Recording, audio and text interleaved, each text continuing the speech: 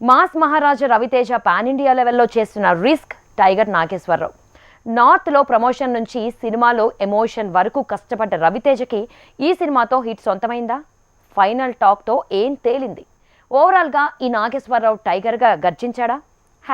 Raviteja, Nupur Sanon, Renu Desai, Anupam Kher combination లో వంశీ తెరకెక్కించిన movie tiger Nageswararao. ఈ సినిమా వైడ్ గా విడుదలైంది. ఫస్ట్ టైం పాన్ ఇండియా లెవెల్లో రవితేజ దండయాత్ర మొదలైంది. స్టువర్టుపురం దొంగల అడ్డాగా ఎందుకు మారింది?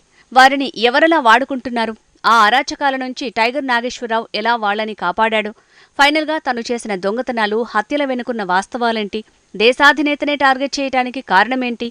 ఈ ప్రశ్నలకు సమాధానంగా వచ్చిన బయోపికే టైగర్ నాగేశ్వరరావు. బేసిక్ గా రాబిన్ హుడ్ లాంటి దొంగ బయోపిక్ అంటే బ్యాండిట్ క్వీన్ లా ఉంటుందనుకునే వాళ్ళకి టైగర్ నాగేశ్వరరావు రెగ్యులర్ మాస్ మూవీలా అనిపించే ఛాన్స్ ఉందంటున్నారు.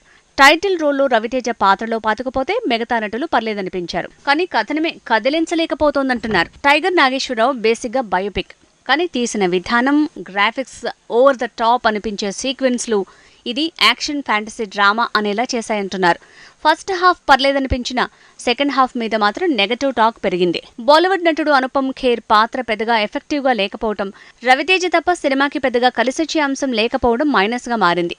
ప్రొడక్షన్ వాల్యూస్, రవితేజ నటన, ఫస్ట్ హాఫ్ మినహాయిస్తే మిగతా కంటెంట్ మీద మిక్స్డ్ టాకే పెరిగింది.